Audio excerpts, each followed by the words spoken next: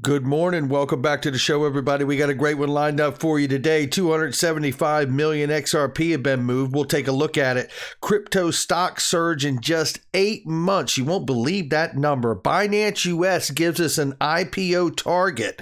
MUFG RippleNet partner takes a huge stake in an APAC crypto exchange. Wonder what they're getting ready to do. Rakuten Wallet says, you know what? It's on XRP. We're going to cover that. SEC boss talks with the EU Parliament and regulators there. It's about DeFi. And maybe when it comes to Ripple versus SEC, the answers are not as difficult to understand as we may think. We'll take a look at it. And how about the XRP price? Ladies and gentlemen, if you haven't looked, it's on the move. Somebody roll that beautiful intro. This is Digital Perspectives with Brad Kimes. Subscribe for new content notifications. Now, here's Brad Kimes. Come on in. Welcome back to the show, everybody. You can follow me on Twitter at @BackupBradleyAbove at the top of the screen, everything that we're talking about here today. A couple shout outs this morning I got to do. One is Nick R., 40th birthday, avid listener to the show. Nick, I hope you have a great day, my friend. And I got to shout out my dear, dear friends, Miss Pat and Gordon. How are you guys? I hope you have a wonderful day. They've been really, really listening to the show, and it's just amazing to know that they're really digging it and following it, and I hope everybody has a wonderful day, and thank all of you, even the ones I don't know your names to. I really appreciate each and every one of you tuning in every day. We start right here with the money, ladies and gentlemen. It's $2.233 trillion for a cryptocurrency market cap. A lot of money coming back into the space, and it's not a surprise. There's a lot of green on the board today. Bitcoin back over 50,000, Ethereum at 3,700 plus. Cardano is back over at $3, baby. Yeah, come on in, Charles Hoskinson. I tell you, I think I would vote for that guy for president. There's no question. XRP at 129. We did see 130, but look at this. 7.44 on the 24-hour, 16.35 on the 7-day. Come on in. Who's upset about that? Not this guy. I could tell you that much. Let's take a look at the price range for XRP because we will hear from Coins Kid and Crypto Toes before we get out of here today on the technical analysis.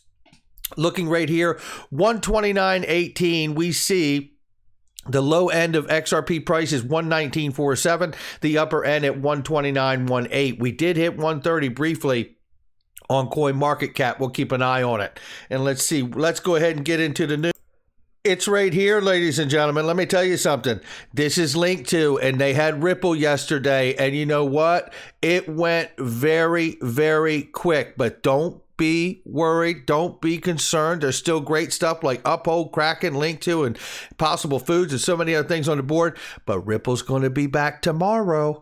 I would be watching right around 8 a.m. Pacific time or 11 a.m. Eastern time for that offering to show up again. And if you want some, I wouldn't fool around. It does not last long. Okay, let's get into the news here this morning. Hall of Famer Michael says, whale alert. Let's get into this because it has spotted two massive crypto transactions carrying a whopping 100 million and 174 million plus XRP. When we take a look at this, we go down into it. Jeb McCaleb's received almost 180 million XRP from Ripple as a fintech giant moves almost twice as much from crypto and locks the 800 million back in the escrow. We know that they have $1 billion escrow release every month, and Ripple has been very good at being the steward of that escrow. I think they have proved that time and time again that they do what's best for the asset as well as their own company, and it's amazing how they've done it. What's interesting is ultimately as we go through this SEC Ripple case, will Ripple, a blockchain infrastructure company, be able to remain the steward of that escrow? Because it is so valuable and it is so purposeful. It does have use case, right? So it'll be interesting whether they have to actually become something of a central bank of sorts, or maybe RippleNet. I don't know, but I do think that is questions that we need answers to, because I think at some point knowing XRP really does have very, very much, not very, very much, but knowing that XRP has great use case. knowing that it really does have use case and it does have an entire financial sector around the world, central banks included, that want to use this asset, you have to wonder, will Ripple have to become a central bank of sorts to be able to govern that money that is released from escrow every month? Or will we see the U.S. Treasury or the Fed do a forced buyback of that escrow release every month? Things that make you go, But very quickly here, it says, tracking this, Leonidas has been the man on the job covering all of this. And he says the amount of 174 million plus XRP, total approximately 210 million plus. Earlier today, it was reported that McCaleb's taco stand wallet balance is now 709 million plus. Researcher Leonidas had tweeted that the wallet from the rich Ripple giant had been sending XRP to Jed is now empty. So there you have it. But that doesn't mean that Jed won't continue to sell what he has, but it seems that he's received the amount that was allotted to him since he's left the company. So we'll keep an eye on that. Looking right here, the combined capitalization of publicly traded crypto stocks. So you've all seen, like on Robinhood, the fractional stocks being offered on there of Apple and other companies. You see here that, look, it went from 25 billion in January to over 100 billion. It is in 8 months. I mean, it just turned September, so we can't count that month, right? So, holy moly, this is only going to get bigger, and the offerings are going to continue to expand. That's not even a guess, right? I mean, this kind of market explosion, people are going to jump into it. And remember, PayPal just talked about the fact that they were already offering crypto, but fractional stocks are coming next too. So PayPal's about to jump in this game. And what do you think for their 100 to 300 million users, however many they have now, is going to do when they have access right through their PayPal app to buy fractionalized tokenized stocks? Holy moly. Looking right here, Binance US says, you know what? We are planning to do an IPO offering, but not until 2024. Now, recently we know that Brian Brooks stepped down as the CEO there because I guess they couldn't find agreement to go forward. But I tell you, it is interesting that that they want an IPO. That's not really a guess, but it will be interesting rather to see who is going to really take the helm and bring that company to a public offering. Taking a look right here, this is Ratha Kamen, who reminds us that MUFG partner, if we take a look at this here, MUFG Ripple partner boosts its crypto exposure following a $41 million investment in ZipMex, which is an APEC region crypto trading platform. You don't have to wonder what these companies know is coming, right? There's no surprise here. Right. This stuff is coming in a big way, and you're seeing them regardless. And obviously that's in the APAC region where they have much more clarity. But listen, that kind of business pressure around the world, knowing that they're all continuing to build it out and set up everything they need, knowing the market infrastructure is there, large banks like MUFG taking part in backing that so they can share in some of the profits from it all. This tells you what's going to go on. I don't care how far behind the U.S. may seem. They're going to 11th hour this thing and get it done so that the U.S. can be in the front of the fourth industrial revolution, just as they were when the internet exploded. I'm the eternal optimist until it's not an option. That's where I'm at. And we see even more evidence that's positive for Ripple and XRP. Rakuten Wallet, operated by one of Japan's leading e-commerce portals, has just announced the resumption of XRP trading on its platform. What might they know? What might they know? And we saw a couple, I believe Nexo, if I'm not mistaken, relisted XRP. And then we saw a Femix platform also relist XRP. Now Rakuten Wallet. That's not a small thing happening there, ladies and gentlemen. You have to wonder what's going to happen here in the United States, because the SEC boss tells the EU Parliament crypto and fintech could be as disruptive as the internet. Gary Gensler promoted cooperation between Europe and the U.S. in seeking to regulate DeFi tech. How many times have I said it on this show? DeFi is the next ICO moment for this space. Now, obviously, on the immediate front, it's the exchanges themselves, because the SEC has made it very clear, and I don't necessarily think this is a bad thing, that we need to make sure that the exchanges are not doing things like front running and things of that nature, which is not good. And we don't want that. Right.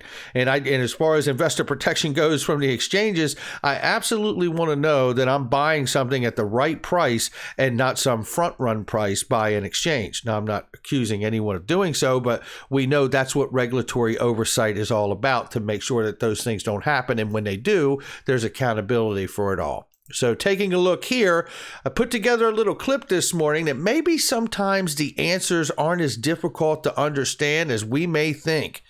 And I put together a little clip here about the idea to remind us all that this case with the SEC versus Ripple, it's not about illegal activity. No one's being charged for fraud. No one's being charged for a crime, right?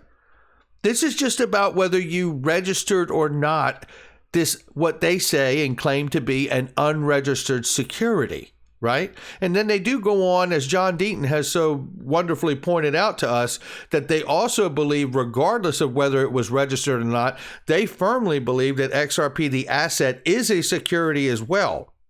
So with that being said, let's take a listen to this and see where we're at here. Which ones do you think of as securities, and which ones do you think of more in either a commodity basket or some other kind of asset basket? You know, Andrew, I hate for your viewers to keep going back to this, but it's pretty clear, and the Supreme Court has actually spoken about this many times. If somebody is raising money, selling a token, and the buyer is anticipating profits based on the efforts of that group, the sponsor, the seller, that fits into something that's a security. And I'm not going to go token by token. You can imagine why I wouldn't do that. But my predecessor, Jay Clayton, who you have on the show often, Jay said it best about 3 years ago that he really hadn't seen many tokens that didn't meet that securities test. Screen of cryptocurrencies on the list, Bitcoin, Ether. Would Ripple, for example? Yeah, Andrew, I know you're going to try that, but we have an enforcement case, and I'm going to leave it at that, Andrew. Fun talking about where we agree, but anyway, go ahead. Sure. You want to get to where we disagree? Yeah, but do you want to talk about maybe about Ripple or Ether? No. Let's get to a clear framework so that people can do this in a cost-effective manner without having to hire a fleet of lawyers to try and figure it out. I think that you're correct that there is a cost to build trust in the system. Pay to play, maybe? Right. You know, we live in a world of governments. We live in a world of, rules and regulations, and they matter. And one of the very important bedrock regulatory frameworks around banking is KYC, know your customer. Right. Anonymous transactions are not going to fly. Right. And so when I see some, Basel Commission come out and say something broad about crypto generally, you're like, wait a minute. Right. Let's understand how XRP is used. Let's understand what Ripple is enabling. There are 0 transactions enabled by Ripple that aren't KYC'd. Let's see if we have a question here. Anybody? Question? Here. Anybody? Question? And there you have it. You have to wonder, and I mean, if I could ask a question, I really would. The term there is a cost to build trust in the system, Gary Gensler. Is that a fancy way of saying pay to play? I'll let him answer if he's so inclined. Looking right here, we're going to take a look at price, because regardless of the melees of the court case and everything that's going on and the lack of effort from Congress to get it right, XRP's on the move, baby. We're up big time this morning. I mean, we are up big time. Look, up over 17%. And I tell you, and that's on the 7-day. XRP very bullish daily close above diagonal resistance in the Keltner channel. $1.30 is still the important area to reclaim for mega price action. And you know what? He's not the only one, calling for the 135 area for many, many days now and saying we got to get above that area and see it stay strong. And then we can really, really be moving in a very, very positive direction for XRP price $4 plus. Let's take a listen. Obviously still possible. Okay, this is why I show you key levels of support. Lose that, you're looking at a correction. Key levels of resistance, break that, you're looking at continuation. It really is that simple. It's a game of support and resistance. Break resistance, go long. Lose support, go short, basically.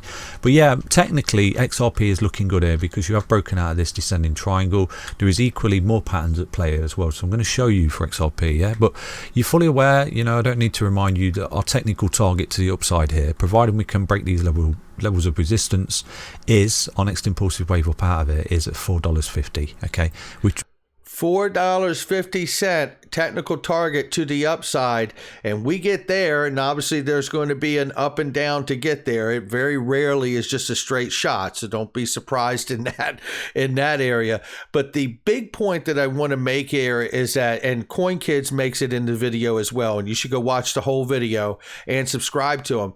But the point that he makes here is that we don't get that validation above 135. We could hit our head on that number and we could bounce back, and we could bounce all the way back into the 90-80 cent range, and it wouldn't be considered unhealthy. So make sure you keep that in mind while we're appreciating the gains today. That's going to do it for me. Make sure you hit the like and subscribe, leave a comment below. Remember, I Trust Capital is the best crypto, gold, silver IRA on the planet, bar none. The only thing better than buying crypto is buying tax-free crypto, and I just did it 2 weeks ago, and it feels amazing. Also, check out PureVPN, one of the many different ways I hide my anonymity online, 99-cent 7-day trial. And Ledger Nano's got sales going on all the time, but you got to click the link. I'll catch all of you on the next one.